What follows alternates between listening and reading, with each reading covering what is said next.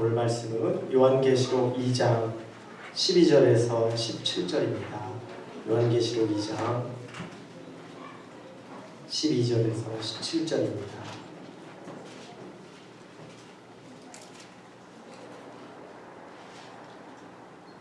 찾으셨으면 저와 여러분이 한 절씩 교독합니다. 제가 먼저 읽겠습니다. 버가모 교회의 사자에게 편지하라. 좌우에 날선검을 가지신 이가 이르시되 내가 어디에 사는지를 내가 아노니 거기는 사탄의 권좌가 있느니라. 내가 내 이름을 굳게 잡아서 내 충성된 증인 안디바가 너희 가운데 곧 사탄이 사는 곳에서 죽임을 당할 때에도 나를 믿는 믿음을 저버리지 아니하였도다. 그러나 내게 두어 가지 책망할 것이 있나니 거기 내게 발람의 교훈을 지키는 자들이 있도다. 발람이 발락을 가르쳐 이스라엘 자손 앞에 걸림돌을 놓아 우상의 제물을 먹게 하였고 또 행음하게 하였느니라. 이와 같이 내게도 니골라다의 교훈을 지키는 자들이 있도다. 그러므로 회개하라. 그리하지 아니하면 내가 내게 속히 가서 내 입의 검으로 그들과 싸우리라. 귀 있는 자는 성령이 교회들에게 하시는 말씀을 들을지어다. 이기는 그들에게는 내가 감추었던 만나를 주고 또 흰 돌을 줄 터인데 그 돌 위에 새 이름을 기록한 것이 있나니 받는 자에게는 그 이름을 알 사람이 없느니라. 아멘. 오늘 7교회 중에서 세 번째 시간입니다. 버가모 교회에 주시는 하나님의 말씀입니다. 버가모 지역은 우리가 앞서 보았던 에베소나 또 서머나나 비슷하게 우상 숭배가 횡행했던 지역입니다. 이곳에서는 별의별 우상을 다 섬겼어요. 그곳에 보면은 신학자들이 조사를 해보니까 의학 도서관도 있었다 그래요.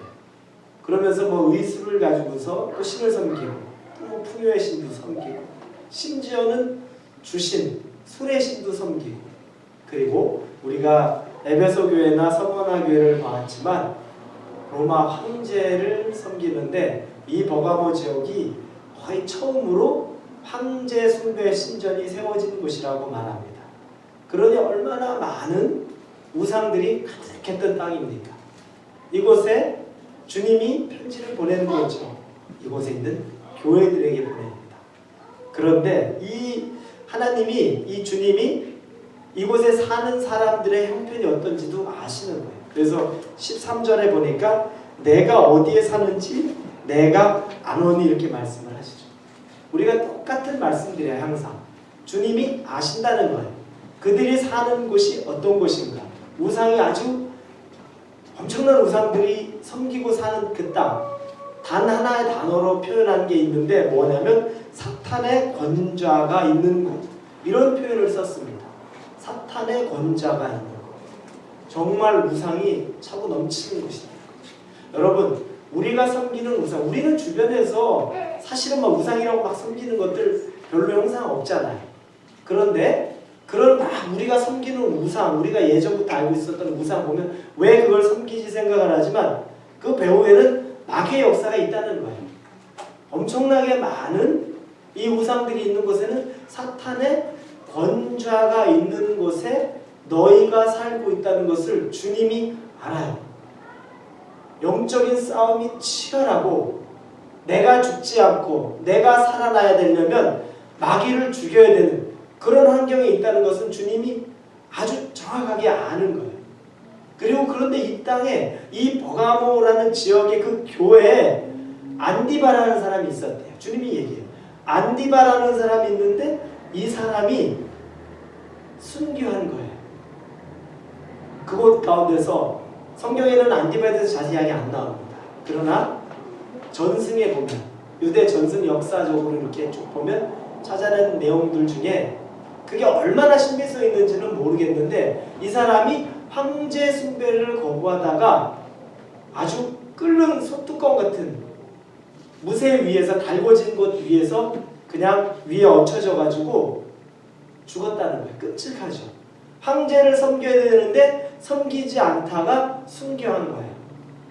이 버가모 교회 안에는 안디바라는 이런 귀한 순교자가 있습니다.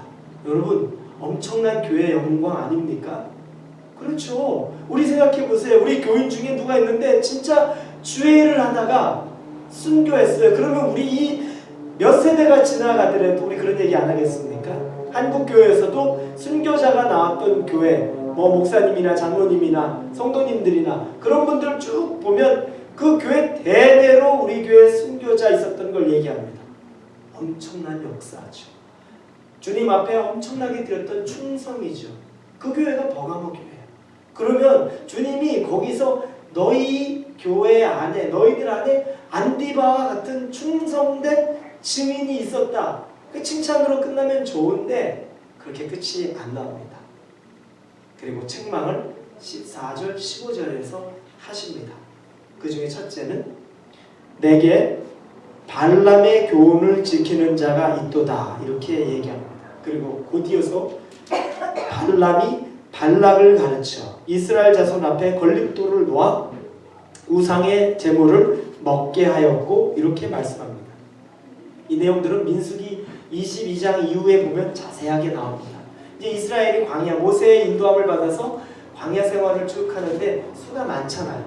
땅은 없어도 수는 많아요. 근데 이들이 모압 평지에 쭉 이제 기거하게 됐어요.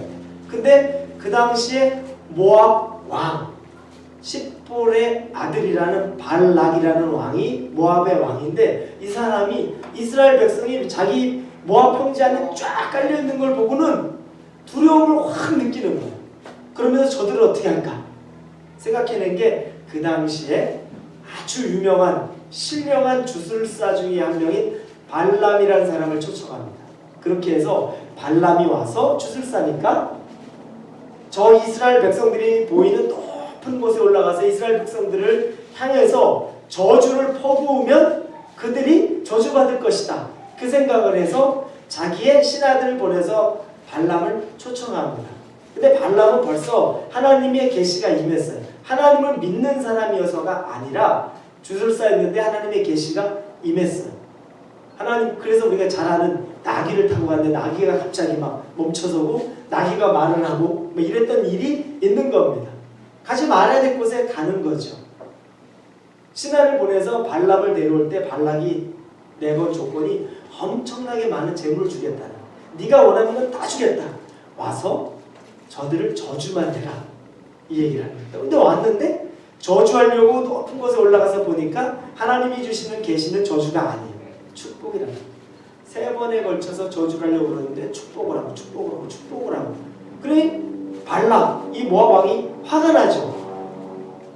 그래서 이제 너 이제 돌아가라 그러는데 나머지 계시까지 쭉 한 다음에 그냥 발람이 그렇게 해서 돌아갔으면 좋은데 이 사람은 주술사잖아요. 물질의 눈이 어두웠습니다. 하나님이 예전에 이 민수기 신명기 말씀을 쭉 읽어보면 어떤 얘기가 나오냐면 중간에 가지 말라고 할 때 하나님에게 자꾸 다시 물어보고 막 이래요. 물질 때문에 가고 싶은 거예요.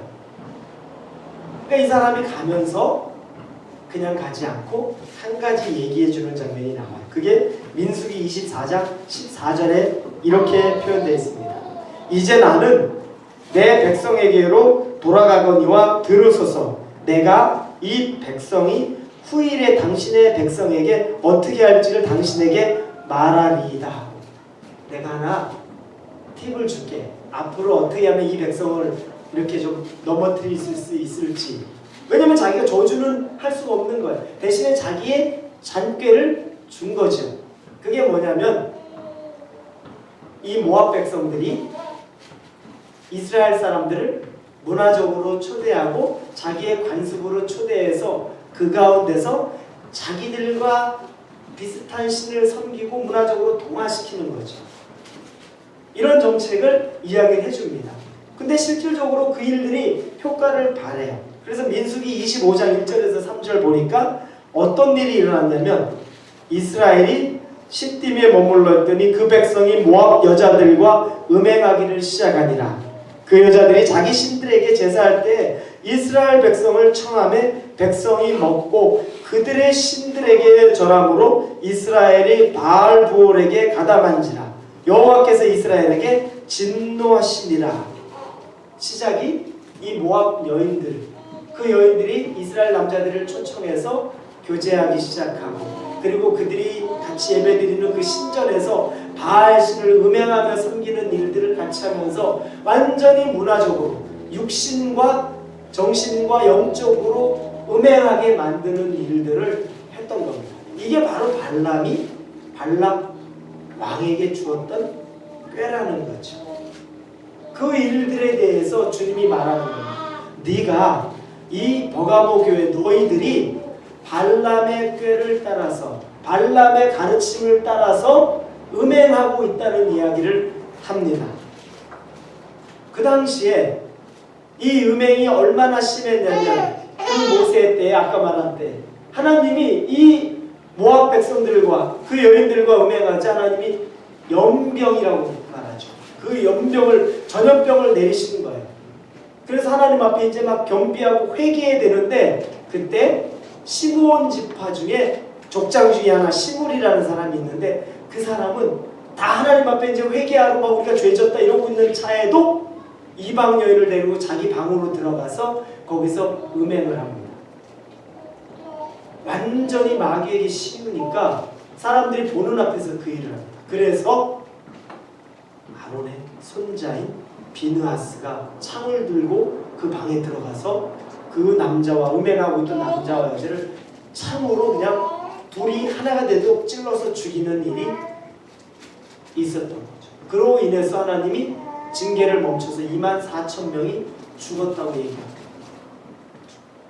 죄에 뒤집히니까 이 음행에 뒤집히니까 사람들이 보건 안 보건 하나님의 징계가 막 넘쳐나는데도 불구하고 이제는 두려움조차 느끼지 못할 정도가 되었던 거죠. 그때 그들의 죽음으로 하나님의 징계가 멈춰지는 일들이 있었던 겁니다. 이런 가르침을 주었고 두 번째는 니골라당의 교훈을 지켰다는 거죠. 여러분 니골라당은 우리가 에베소 교회를 통해서 봤죠. 그런데 에베소 교회는 어땠습니까? 니골라당 문화적인 혼합주의라고 얘기했잖아요. 그렇죠? 다 괜찮은 거예요. 그리고 혼합주의 안에 보면은 제가 그때도 얘기했지만 육신적으로 자기의 정욕을 끊는 사람, 그러니까 육신은 더럽고 내 영은 깨끗한 거, 영지주의적인 관점인 거죠. 그래서 극단적인 금욕주의자가 있고 극단적인 쾌락주의자가 공존한다고 얘기했어요. 그 영지주의자들은 그래요. 왜냐하면 육신이 더럽기 때문에 이 육신은 절대 그냥 하면 안 돼요. 그래서 아무것도 나쁜 거 하면 안 돼요. 그래서 금욕주의로 가거나 아니면 어차피 육신은 더러운 거기 때문에 이 땅에서 육신은 중요하지 않아 그래서 쾌락주의로 가버리는 거죠. 그러니까 이 니골라당의 교훈이나 발람의 꾀나 일맥상통하는 거죠. 그런데 에베소 교회는 니골라당의 교훈을 그들은 거부했다고 나와요. 그런데 버가모 교회는 어떻습니까? 니골라당의 교훈을 받아들이고 거기에 살았다는 거죠. 여러분 이건 굉장히 중요한 교훈이 있습니다. 마귀는 사단은 우리 여러분 개개인을 동일하게 한 가지 방법으로 우리를 넘어뜨리지 않아요. 우리 각자의 취약한 부분은 다 틀린 걸 너무너무 잘 알아요. 어떤 사람은 보는 것, 음행하는 것, 나 그런 거 안 하는데? 그런데 어떤 사람은 그 약한 부분이 있어요. 어떤 사람은 물질에 대해서 별로 탐욕이 없어요. 많으나 적으나. 그런데 어떤 사람은 물질에 대해 굉장히 취약한 사람이 있어요. 마귀는 집요하게 약한 부분을 들어가는 거예요. 에베소 교회는 니골라당의 교훈, 이 음행 그런 부분에서 굉장히 차단을 잘했어요. 들어갈 틈이 없어요. 거기에는 약하지 않아요. 대신에 에베소 교회의 문제는 뭐였죠? 사랑이죠. 배격하고 이겨내는 건 잘했는데 사람을 사랑하고 품는 건 하지 못했던 거죠. 이 버가모 교회는 그렇지 않아요. 순교자가 나온 교회, 얼마나 귀한 교회, 하나님 앞에 충성된 교회였는데 음행하는 부분에 있어서는 취약했다. 여러분 개개인 다른 사람 보고서 아유 어떻게 그걸 넘어져? 어떻게 거기에 쓰러져? 그렇게 볼 게 아닙니다. 마귀는 우리의 약점을 가장 잘 알아요. 성공지향적인 사람이면 늘 그걸 가지고 붙듭니다. 그 자리에 올라가기 위해서 올라가야 되는 것 때문에 하나님의 것을 포기하게 만들고 하나님보다 더 소중하게 두게 만드는 그런 일들이 우리 안에 있는 거예요.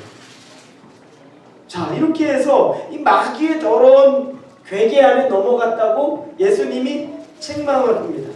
근데 여러분 생각할 거예요. 나는 음란하지 않습니다. 그리고 거기다가 나는 더 이 교회에서 신앙생활도 열심히 모범적으로 하고 있습니다. 생각을 할 수 있죠. 보가모 교회가 우리는 순교자가 나온 교회입니다. 우리는 별로 문제 없습니다. 할 수 있을 텐데. 그런데 음란이라는 우상을 섬기던 보가모 교회죠.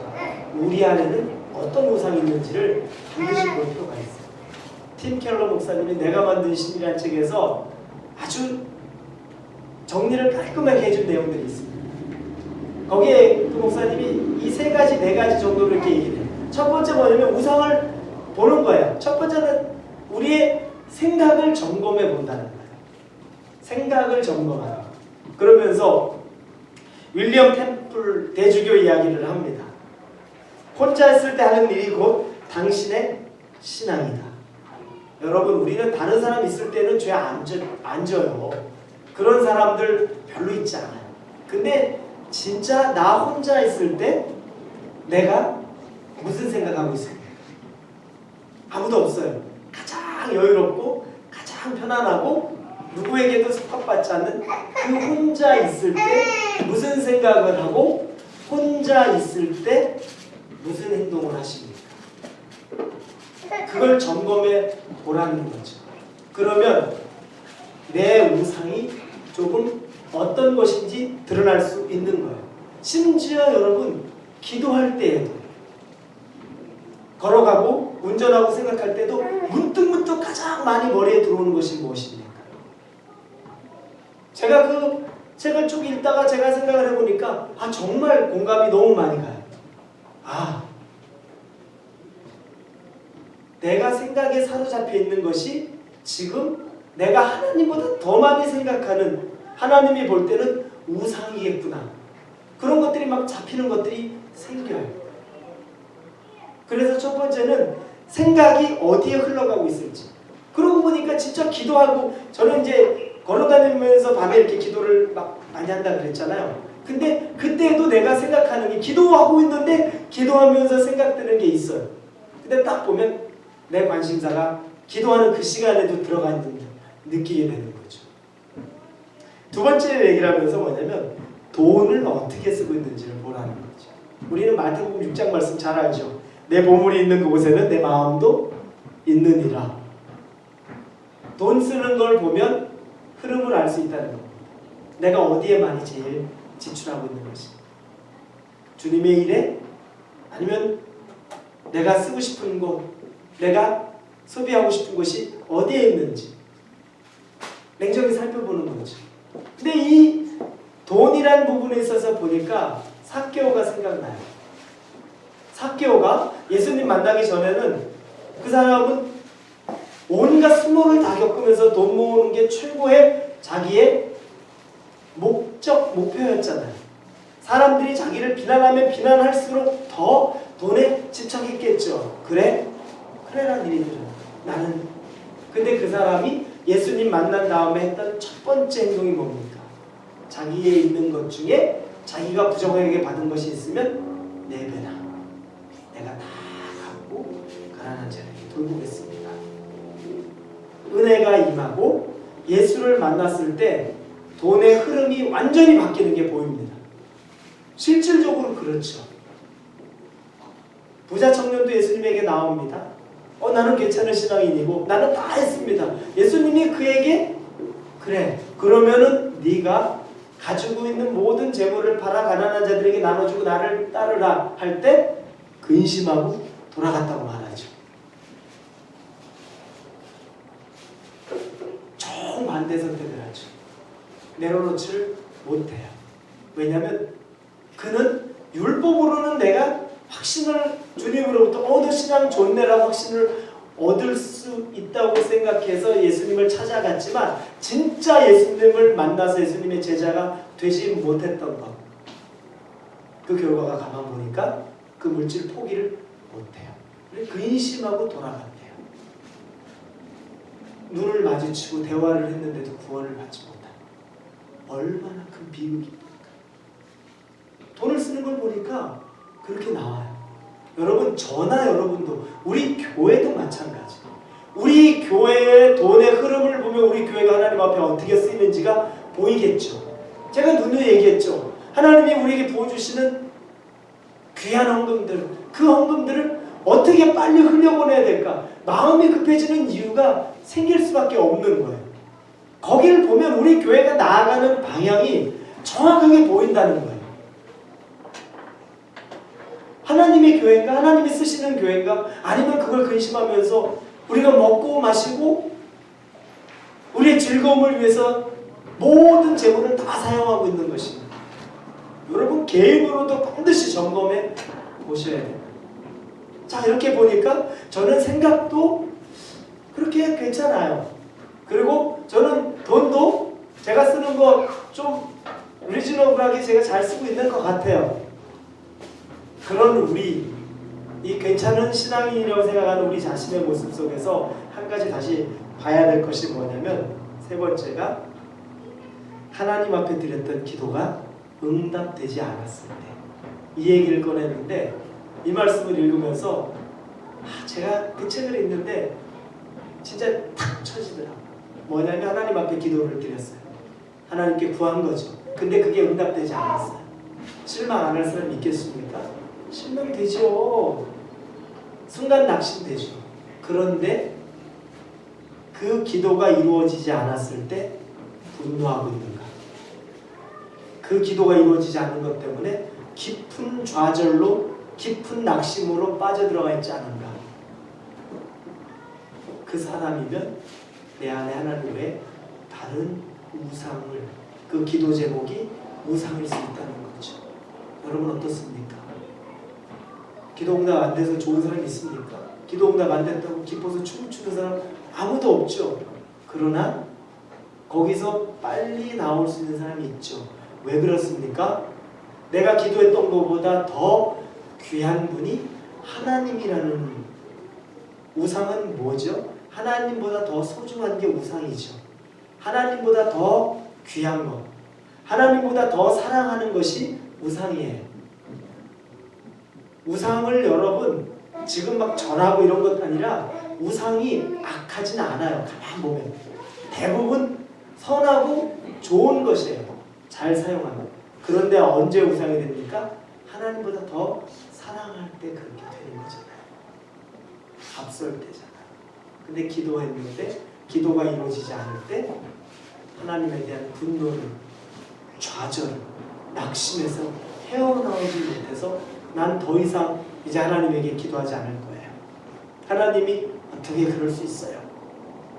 이 정도까지 간다면 나는 하나님 사랑하는 것보다 내가 기도했던 그걸 우상으로 생각하고 살아간 사람일 수 있다는 거죠.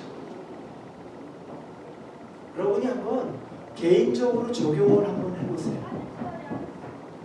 아까 말한 대로 나 별로 음행하는 것도 없고요. 나 이렇게 생각 가운데 막 더러운 것들이 있는 것도 아니고요. 교회에서도 저 헌신 열심히 하고 봉사합니다. 곳곳을 보면 내가 어떤 부분에 있어서 하나님보다 더 사랑하는 것이 있는지. 그럼 이 우상을 제거하기 위해서는 어떻게 되겠습니까?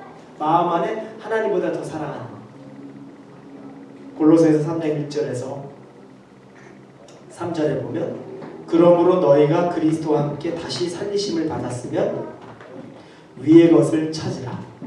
거기는 그리스도께서 하나님 우편에 앉아 계시느니라. 위의 것을 생각하고 땅의 것을 생각하지 말라. 우상을 내 안에 하나님보다 더 귀하게 생각하지 않을 수 있는 방법은 하늘을 바라보는 것밖에 없는 거죠. 위의 것을, 주님을 계속 바라보는 것 외에는 다른 방법이 없어요. 왜냐하면 하나님보다 더 사랑하는 거기 때문에 계속 하나님을 생각하는 겁니다. 제가 1월달을 보내면서 제 아내랑 저랑 어느 순간 우리가 또 루틴에 빠진 건 아닌가, 그런 생각이 들 때 가장 먼저 하기 시작하는 건 뭐냐면, 하나님에 대한 생각과 묵상에 더 많은 시간을 계속 의도적으로 할애하는 거죠. 일어나면서부터 움직일 때까지 계속 하나님의 것으로 채우는 것. 그런데 그 차이가 굉장히 커요. 내가 하늘을 바라보지 않고 하나님을 우선시 생각하지 않은 때에는 무의식적으로 계속 내가 그 전에 섬기던 것이 끊임없이 들어와요. 자동적으로 들어와요. 자동적으로 생각나고 자동적으로 막 마음도 원하고 생각도 원해요. 계속 하나님에게 바라보고 계속 주님을 찾고 그분을 찾고 바라보고를 반복할 때 비로소 내 눈이 다시 열려지고 내가 루틴에 젖어있는 내 신앙생활에 문제점들이 발견되기 시작하고 내가 있어야 될 곳, 내가 바라봐야 될 곳이 바로 어디인 것인가가 정확한 거죠. 그리고 우상이 뭔지 아닌지가 구별이 돼요. 내가 여기에 흠뻑 빠져 있었구나. 내가 지금 여기에 굉장히 집중하고 있었구나. 하나님을 계속 보고 생각하니까 내가 여기에 완전히 몰입이 돼 있었구나. 위의 것을 생각하고 위의 것을 바라보지 않으면 땅의 것을 생각하고 땅의 것을 바라보는 순간에는 버가모 교회의 교인들처럼 될 수밖에 없는 거예요. 아무리 순교자가 나온 교회라고 아무리 치열하게 사는 교인이라 할지라도 그 안에 마귀의 권세가 아주 집요하기 때문에 우리의 약한 곳을 파고 들어오는 거라는 거죠. 끊임없이 주님을 생각하고 묵상할 수밖에 없다는 거예요.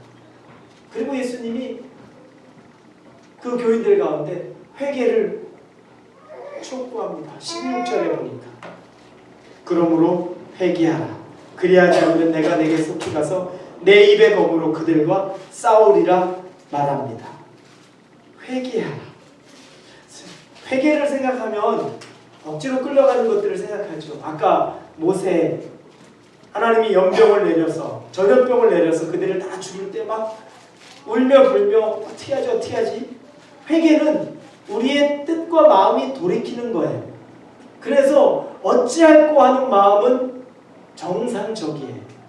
그러나 회개에는 기쁨이 있어요. 삭개오를 다시 생각해 보십시오. 삭개오가 자기가 가진 모은 재산이 있었잖아요. 예수님을 만났어요.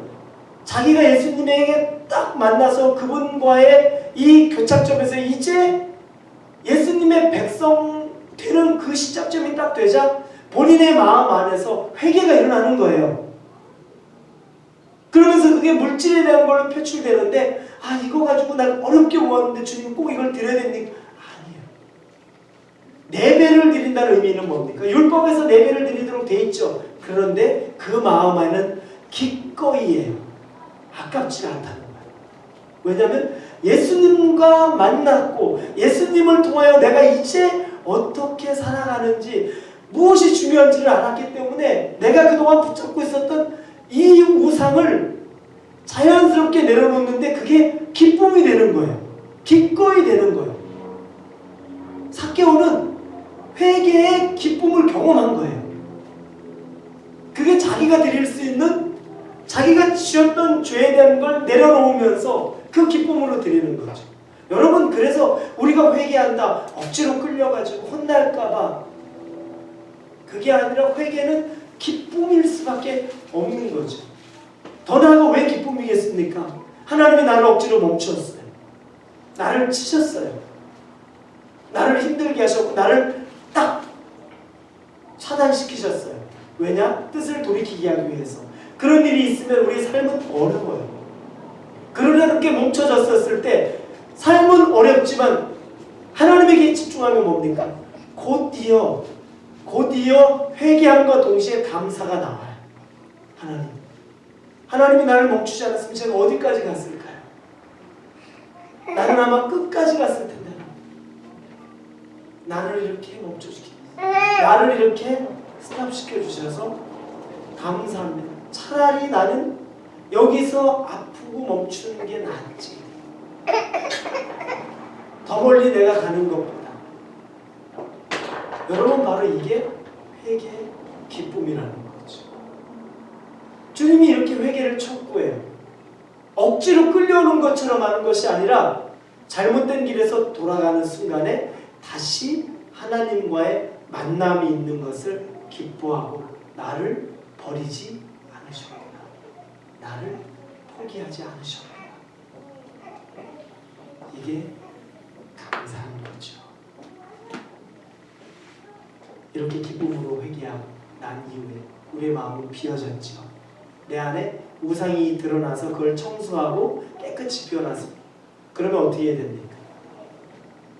복음서에 보면 마귀 쫓아낸 다음에 그 공간에 주님이 계속 자리 잡지 않으면 더 악한 것이 들어온다는 거죠. 여러분, 우리가 내가 우상으로 섬기던 어떤 것을 내가 지금 끄집어냈어요. 그런데 그 안에 주님의 것으로 채우지 않으면 다른 게 들어와요. 이거는 내가 알아요. 그러니까 여러분, 마귀가 얼마나 지혜로워요. 그렇죠? 어차피 정체가 드러난 건 포기해요. 그러면 그거 말고 다른 게 들어와요. 우리가 중독된 사람들 많이 보죠. 알코올 중독된 사람, 그거 치료해요. 근데 중독을 한번 경험한 사람은 다른 중독으로 또 쉽게 가요. 중독에 한번 경험됐던 사람은 다른 쪽으로 또 쉽게 중독이 돼요. 왜냐면 그건 치료했어요. 그건 더 이상 아니라 그러는데 다른 게 다시 들어와요. 아, 골치 아프죠. 어떻게 되겠습니까? 치료해서 내보낸 자리에 하나님의 것으로 채워넣어야 돼요. 하나님의 것을 어떻게 채워넣습니까? 우리 교회에 표고가 있죠. 올해 빌립보서 4장 4절의 말씀이 있습니다. 뭐죠, 여러분? 주 안에서 항상 기뻐하라. 기쁨으로 계속 이 마음을 하나님으로 채우는 겁니다. 주님, 이 모든 환경이 내게 베풀어진 것을 감사합니다. 기뻐합니다. 그 입술에 권세가 있고 우리 마음에 권세가 있어요. 그래서 그냥 표로 1년 딱 정해놓고 있는 게 아니라 끊임없이 우리 안에서 이것이 나와야 되는 거예요. 주 안에서 항상 기뻐하라. 내가 다시 말하노니 기뻐하라. 우상, 하나님보다 더 사랑하는 것을 하나님 사랑하는 것으로 바꾸어 놓는 것이 우리 안에 필요한 거죠. 버가모 교회에 주셨던 주님의 교훈이 우리에게도 임하는 것입니다. 이렇게 회개하면 우리에게 감추인 만나와 그리고 흰 돌 위에 새 이름을 기록해서 주신다고 말합니다. 여러분, 만나는 뭡니까? 하나님이 주시는 전적인 은혜죠. 내가 노력해서 얻는 게 아닙니다. 그냥 하나님이 내려주셔요. 그 의미는 뭐죠? 은혜예요. 은혜. 수고해서 내가 얻는 게 아니라 하나님이 부어주시는 은혜라는 거죠. 감추인 만나. 이 감추인 만나라고 쓰인 건 뭐냐면 예루살렘 성전이 무너졌잖아요. 솔로몬 성전이 무너졌어요. 그때 그 역사적 전승에 의하면 그 당시에 만나를 넣었던 항아리, 언약궤 안에 있었죠. 그 만나를 넣어놨던 항아리를 몰래 취해서, 성전이 무너졌으니까 취해서 시내산 밑에다가 땅을 파고서 묻어놨다는 거예요. 그리고 다시 메시아가 재림해서 오실 때 그 감추인 만나를 다시 우리에게 주시겠다는 거예요. 그것 때문에 이 감추인 만나라는 말을 쓴다는 거죠. 다시 오신 예수 그리스도가 우리의 은혜 되시고 사랑 되시는 그리스도가 우리에게 찾아오시겠다는 거예요. 이 7교회에 주시는 약속의 말씀들은 여러분, 이 땅에서 현세에서 내가 얻을 것들에 대한 말씀을 채우지 않아요. 잘 기억하시는 게, 여기서 지금 좀 힘들지만 좀 있으면 햇볕이 날 거야, 지금 좀 내가 가난하지만 나중에는 내가 부유할 거야, 거기에 초점 맞춰져 있지 않아요. 이 땅의 것, 거기에 다 뭘 해주겠다는 것이 아니라 다시 오실 예수 그리스도, 그분을 만나는, 제한된 이 땅의 기간 동안에 내려주는 복의 초점이 아니라 영원한 복의 초점을 맞추고 있어요. 그러면서 우리에게 말씀하시는 거죠. 흰돌, 재판할 때 흰돌과 검은 돌이 있다고 해요. 무죄면 흰돌, 유재면 건너 너희들은 우상을 배격하고 하나님을 더 사랑했기 때문에 내가 흰 돌을 너희에게 주되 그 위에 새로운 이름으로 너희 이름을 새겨서 흰 돌을 주겠다 말씀하시는 거죠. 너희는 순결하고 깨끗이 이 땅에서 살다 나에게 왔다. 너희는 정결한 신부다. 그 말씀을 하신다는 겁니다. 사랑하는 우리 홀리웨이 성도 여러분, 하나님보다 세상을 더 사랑하는 자를 하나님이 기뻐하지 않습니다. 여러분이 하나님보다 더 사랑하는 것, 그동안은 몰랐는데 내가 곰곰이 생각해 보니까 내 머릿속에, 내 물질 속에, 그리고 내 기도의 응답의 여부에 따라서 내가 하나님보다 더 사랑하던 것, 하나님 기뻐하지 않습니다. 세상을 사랑하지 않으려면 자꾸 하늘을 더 바라봐야 됩니다. 이 땅을 사랑하는 것을 내려놓아야 합니다. 그리고 그 자리에 하나님의 것을 채워 넣어야 합니다.